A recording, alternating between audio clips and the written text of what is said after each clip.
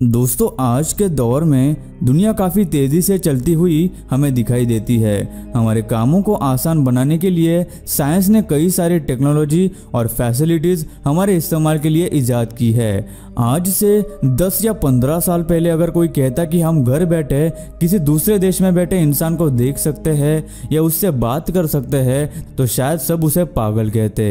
लेकिन कुछ ही सालों में साइंस ने बहुत ही ज़्यादा तरक्की कर ली है, इसलिए आज के दौर में ये मुमकिन है। लेकिन अगर मैं आपसे कहूँ कि इसी तरह की टेक्नोलॉजी आज से कई हजारों साल पहले मौजूद थी तो शायद आपको यकीन नहीं आएगा। आज की इस वीडियो में हम आपको ऐसे ही कुछ चीजें दिखाएंगे जो हमसे भी उन्नत किसी सभ्यता ने हजारों साल पहले ही धरती पर बना दी थी और जिन्हें इंसान आज भी नहीं बना सकता। तो चलिए फटाफट इस इंटरेस्टिंग वीडियो को शुरू करते हैं। दोस्तों, ऐसे ही और वीडियोस देखने के लिए आप उस लाल कलर के सब्सक्राइब बटन को दबाकर बाजू वाली बेल पर क्लिक करके ऑल का ऑप्शन जरूर सिलेक्ट करें। 1902 में ग्रीस के एंटिकीथेरा आइलैंड के किनारे एक आर्कियोलॉजिस्ट पुराने चीजों की खोज में समंदर में डाइव करके प्राचीन समय की चीजें ढूंढ रहा था। तभी उसे समंदर की तह में एक बड़ा सा टूटा और डूबा हुआ जहाज मिला।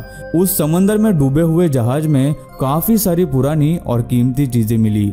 ये एक पुराना रोमन्स का शिप था जो शायद कई सालों पहले इस जगह पड़ा हुआ था। वहीं पे एक पुराना वुडन बॉक्स भी था जिसमें अलग अलग तरह की ज्वेलरी, पुराने पॉटरी और मार्बल के स्टैचूज थे। लेकिन इसके साथ ही उस आर्कियोलॉजिस्ट को एक बहुत ही अजीब सी चीज मिली, एक ऐसी चीज जिसे कई पुराने आर्कियोलॉजिस्ट और हिस्टोरियंस ने पहले कभी नहीं देखा था। एक ऐसी चीज जिसने सभी हिस्टोरियंस को प्राचीन समय के इतिहास के बारे में फिर से दोबारा सोचने पर मजबूर कर दिया। ये एक पीतल से बनी छोटी घड़ी जैसे कोई चीज थी जो इतने छोटे आकार में होने के बावजूद भी उसमें कई सारे मैकेनिज्म्स दिखाई दे रहे थे। रिसर्चर्स को इस चीज का नाम भी नहीं पता था, इसलिए उन्होंने इसका नाम एंटिकीथेरा मैकेनिज्म रखा, जो कि उस आइलैंड का नाम है जिसके पास ये चीज उन्हें मिली थी।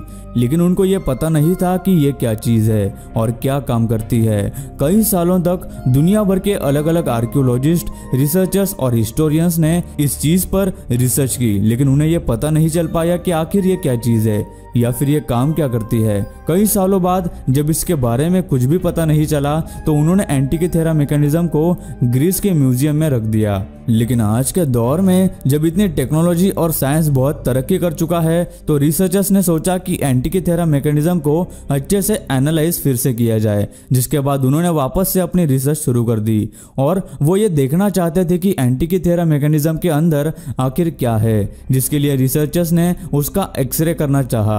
लेकिन एक्सरे करने के लिए जिस मशीन की जरूरत थी वो कोई मामूली मशीन नहीं थी, क्योंकि पूरी दुनिया में यह सिर्फ एक ही सबसे एडवांस मशीन थी जो इंग्लैंड में थी। और एंटिकीथेरा एक नाजुक आर्टिफैक्ट और बहुत ही पुराना होने की वजह से और टूट जाने के डर से इंग्लैंड ले जाना मुमकिन नहीं था। लेकिन रिसर्च भी रोकी नहीं जा सकती थी, इसलिए वो बड़ी सी एक्सरे मशीन को इंग्लैंड से ग्रीस लाया गया, जिसके बाद एंटिकीथेरा मैकेनिज्म का एक्सरे किया गया। उसके बाद जो बात सबके सामने आई उसने पूरी दुनिया के होश उड़ा दिए।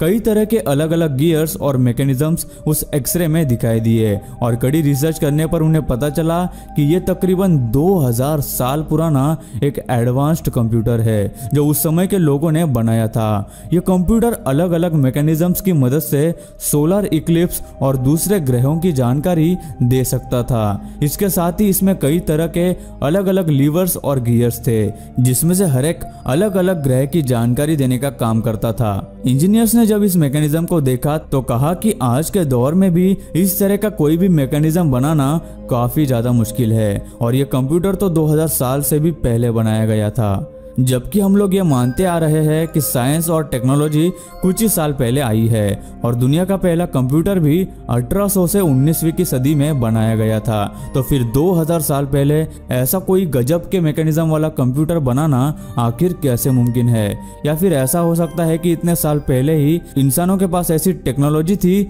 जिससे यह कंप्यूटर बनाया गया था। अगर ऐसा है तो फिर इतने सालों तक यह टेक्नोलॉजी कहाँ थी और हम लोगों तक क्यों नहीं पहुंची?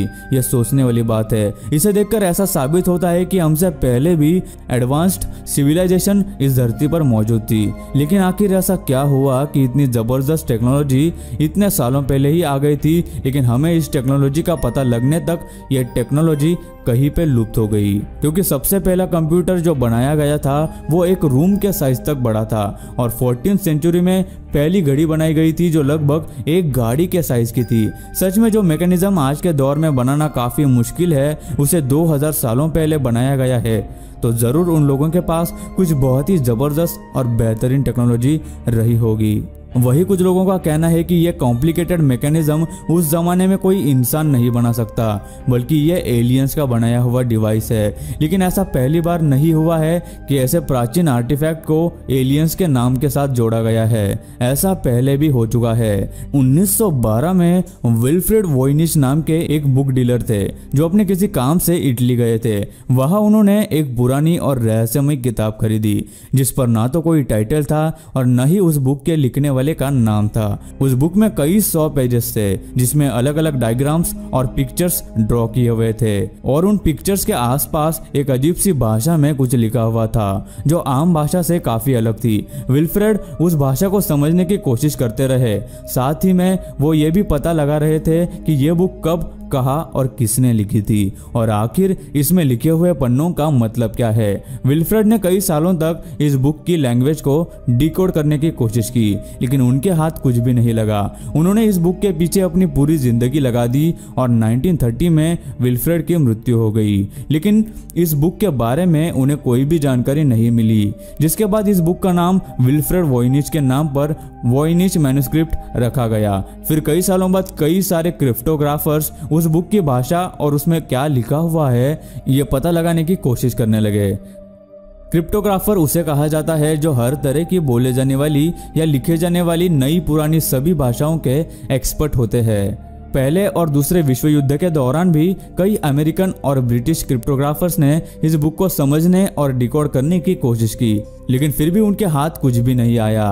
क्रिप्टोग्राफी के इतिहास की यह सबसे रहस्यमयी और अनसुलझी किताब बन गई। जब कोई भी क्रिप्टोग्राफर उस बुक को डिकोड नहीं कर पाया तो उन्होंने कंप्यूटर क्रिप्टोग्राफी की मदद ली, जिसमें दुनिया की हर एक नई से नई और पुरानी से पुरानी भाषा और कोड्स फीड किए हुए थे। लेकिन इसके बावजूद भी उससे कोई फर्क नहीं पड़ा, क्योंकि कंप्यूटर में भी ऐसा कोई कोड या भाषा नहीं थी जो उस किताब से मैच हो। जिसके बाद भी क्रिप्टोग्राफर्स और एनालिस्ट इस नतीजे पर पहुंचे कि ये ह्यूमन हिस्ट्री में पाई गई सभी भाषाओं में से कोई भाषा नहीं है और ये कभी भी कहीं लिखी या सुनी नहीं गई है। जिसके बाद उन्होंने ये भी कहा कि या तो ये कोई ऐसी भाषा है जो कई हजार साल पहले बोली या सीखी जाती थी, या फिर इसको डिकोड करने का तरीका बहुत ही अलग है जो हमें पता नहीं, जो ऐसे ही देखने पर पढ़ा नहीं जा सकता। क्योंकि आज तक जितनी भी प्राचीन भाषाएं मौजूद है उनमें से लगभग सभी को डिकोड करने में कंप्यूटर कामयाब रहा है, लेकिन इस बुक के सामने कंप्यूटर भी फेल हो गया। बुक को देखते हुए रिसर्चर्स का यह भी कहना है कि हो सकता है कि इस बुक में कोई ऐसी खास जानकारी लिखी हुई हो जो बहुत ही ज़्यादा इम्पोर्टेंट है, जिसकी वजह से इस बुक के लेखक ने इसे इस तरह लिखा कि इसे हर कोई नहीं पढ़ सकता। जब इस बुक पर और ज़्यादा रिसर्च की गई तो पता चला कि यह बुक 14th सेंचुरी में लिखी गई थी। उस समय क्रिप्टोग्राफी काफ़ी ज़्यादा आसान थी, लेकिन 14वीं शताब्दी में बोले जाने वाली उन भाषाओं से यह भाषा ज़रा भी मेल नहीं खाती। आज भी कई सालों बाद वॉयनिच मैन्युस्क्रिप्ट को कोई भी डिकोड नहीं कर पाया है, लेकिन उस बुक में कई सारे ऐसे ड्राइंग्स है जो आज के समय के चीज़ों से मिलते जुलते हैं, जैसे पौधे, सब्जी वगैरह। लेकिन यह बात भी दावे के साथ नहीं कही जा सकती, क्योंकि उस बुक में और भी कई ड्राइंग्स है जो बिल्कुल हमारे स्पेस की गैलेक्सी से मिलती है। एक और ड्राइंग भी है जो एक प्लांट सेल की तरह से दिखती है, लेकिन गैलेक्सी को आमतौर पर अगर देखना चाहे तो उसके लिए टेलीस्कोप की जरूरत पड़ती है और प्लांट सेल को देखने के लिए माइक्रोस्कोप की, जबकि उस वक्त ना टेलीस्कोप इन्वेंट हुआ था और ना ही माइक्रोस्कोप इन्वेंट किया गया था।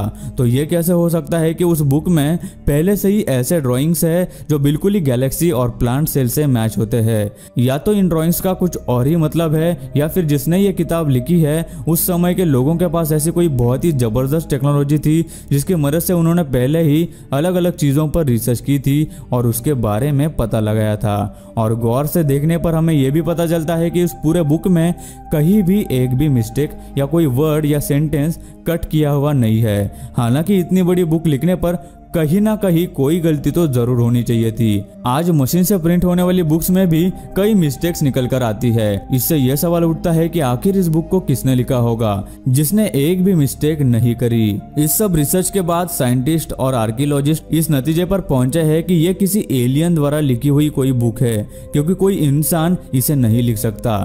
साथ ही में उनका यह भी कहना है कि अगर वो कभी इस बुक को डिकोड कर पाए, ये बुक मानवता के लिए बहुत ज्यादा काम आ सकती है और पूरी दुनिया एडवांस टेक्नोलॉजी और उसके अंदर की चीज़ों के बारे में काफ़ी इंपॉर्टेंट इंफॉर्मेशन हमें मिल सकती है।